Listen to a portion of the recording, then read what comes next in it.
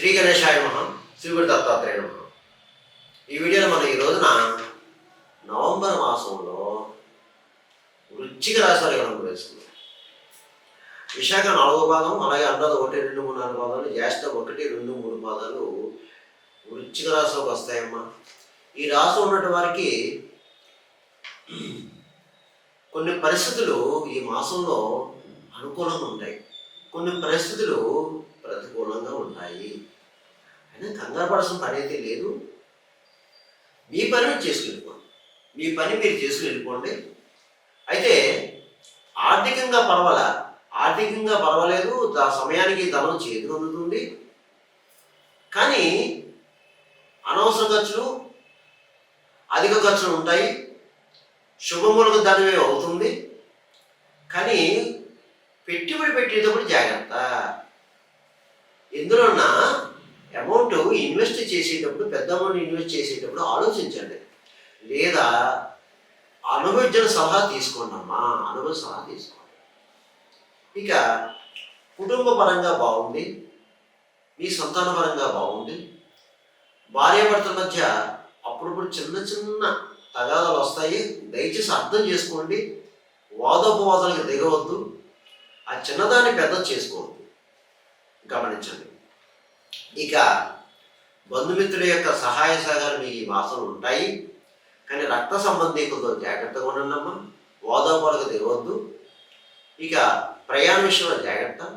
2 wheelers కానీ 4 wheelers కానీ ఆ ప్రయాణం చేసేటప్పుడు, ఇంట్లోంచి బయలుదేరేటప్పుడు భగవన్ నామస్మరణ చేసి బయలుదేరండి.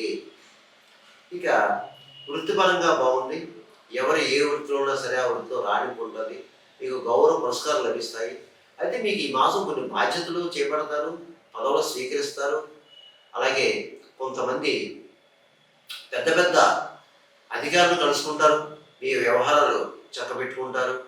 అలాగే దూర తీర ప్రాంతాలకు వెళ్తారు, తీర్థయాత్రలు చేస్తారు. పాత మిత్రులను కలుసుకుంటారు. కొత్త మిత్రులను మాత్రం జాగ్రత్త. వాళ్ళు నమ్మి ధనం కానీ బంగారం కానీ ముఖ్యమైన పత్రాలు ఇవ్వద్దు. ఇక ముఖ్యంగా ఈ మాసం మీరు గురువుల్ని, బ్రాహ్మణుల్ని, పెద్దవాళ్ళని గౌరవించండి, ఎవరిని దూషించొద్దు. అలాగే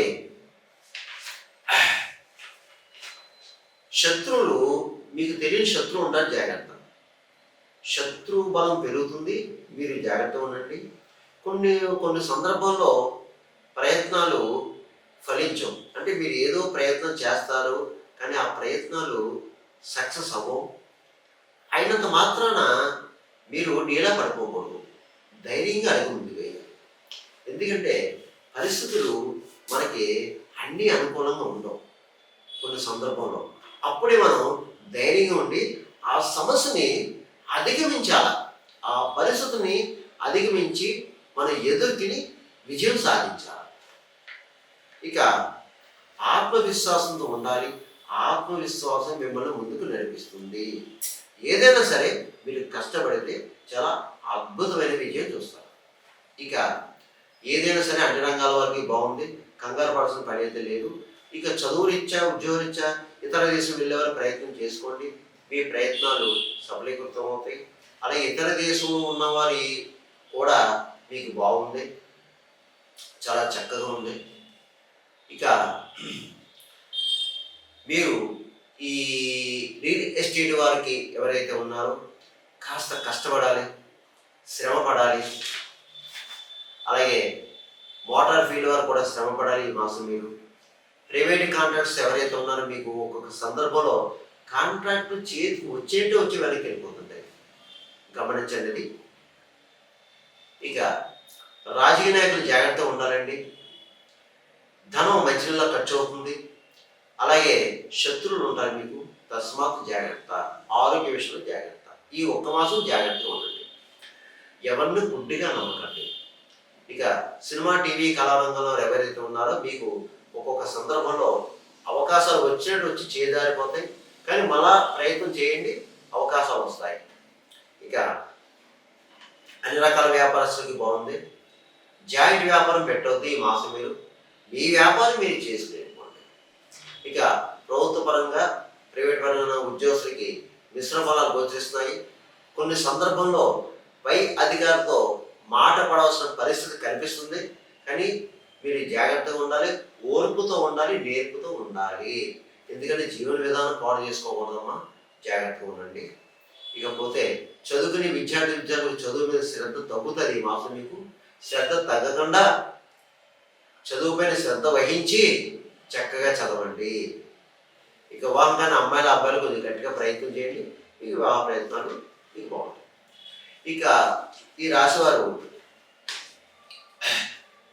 నేను చెప్పిన ఫలితాలు అందరికీ జరగాలి లేదు, జరగకూడదు లేదు.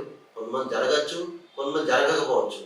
ఎందుకంటే చాలామంది కాల్ చేస్తారు, గురుగారు ఈ మాస ఫలితాలు మీరు చెప్పినవి బాగున్నాయండి, మాకు తెలియని కొంతమంది. గురుగారు మీరు చెప్పినవి జరగలేదు, కొంతమంది కాల్ చేస్తున్నారు. కాబట్టి గమనించండి దయచేసి, అందరికీ జరగాలి లేదు. మీకు ఏమైనా సలహా సూచన కావాలి నాకు అపాయింట్మెంట్, నాకు నెంబర్ కింద ఉంది, ఈ నెంబర్కి కాల్ చేయండి. ఆఫీస్ వాళ్ళకి అపాయింట్మెంట్ తీసుకోండి, మీకు తగిన సలహా సూచన ఇవ్వడం జరుగుతుంది. ఇక ఈ యొక్క వృశ్చిక రాశి వారు నేను ఈ చెప్పి పరిహారం చేసుకోండి. ముఖ్యంగా ప్రతి మంగళవారం ఆంజనేయ స్వామి దేవాలయం వెళ్ళండి. స్వామివారికి తమలపాకు పూజ చేయించండి, సింధూరం పూజ చేయించండి. ఒక మంగళవారం రోజున వడమాల సమర్పించండి, స్వామివారికి వడమాల సమర్పించండి. వీలైతే 108 ప్రదక్షిణ చేయండి, లేదు 54 చేయండి. అది కుదరదు శుభ్రంగా 11 ప్రదర్శన చేయండి చాలు. రావణామంత్రం చెప్పుకొని ప్రదర్శన చేయండి. హనుమాన్ చాలీసా ప్రతిరోజు చదువుకోండి. ఆంజనేయ సందండం ప్రతిరోజు చదువుకోండి. ఇకపోతే ఈ మాసంలో స్పెషల్గా కార్తీక పౌర్ణమి, కేదార స్వామి యొక్క నోము వ్రతాలు ఉంటాయి. అది లేని వారు సత్యనారాయణ స్వామి వ్రతం చేయించుకోండి, ఇంట్లో కానీ దేవాలయంలో కానీ. ఆ సత్యనారాయణ స్వామి దయ వల్ల మీకు అన్ని శుభాలు జరుగుతాయి. ఇక రెండో విషయం, సుబ్రహ్మణ్య షష్ఠి కూడా ఈ మాసం వచ్చింది. దయచేసి ఆ సుబ్రహ్మణ్య స్వామికి అభిషేకం చేయించుకోండి. నాగపుట్టు ఉంటే పుట్టులో పాల్గొయండి. ఎందుకంటే సర్పదోషం ఉన్న వారికి, ఈ సంతానం లేని వారికి సంతానం ప్రాప్తిస్తుంది. వివాహం కాని అమ్మాయిల అబ్బాయి వివాహం జరుగుతుంది. అలాగే భార్య భర్త మీద కీచరట్లు దొరుకుతాయి. ఇక మూడో విషయం, కాలభైరవాష్టమి కూడా వచ్చింది ఈ మాసంలో. చక్కగా కాలభైరవ స్వామి పూజ చేసుకోండి. ఆ రోజున అభిషేకం చేయించుకోండి. లేదండి అయ్యా మా ఊళ్ళో గుడి లేదండి అయ్యా అంటే శివాలయం వెళ్ళండి, శివాలయాలు అభిషేకం చేయించుకోండి. ఆ రోజున 8 సార్లు కాలభైరవాష్టమి చదువుకోండి. ముఖ్యంగా కుక్కలకి ఆహారం పెట్టండి, బ్రెడ్ పెట్టండి, బిస్కెట్ పెట్టండి, పెరుగన్నం పెట్టండి, ఇంకా మంచిది. దీనివల్ల గ్రహ దోషాలు కలుగుతాయి, గ్రహాలు శాంతిస్తాయి. కాబట్టి మీరు ఏం కంగారు పడాల్సిన పని లేదు, ధైర్యంగా ఉండండి. సర్వేదన సుఖంగా ఉందో శుభం ఉందో స్వస్తి.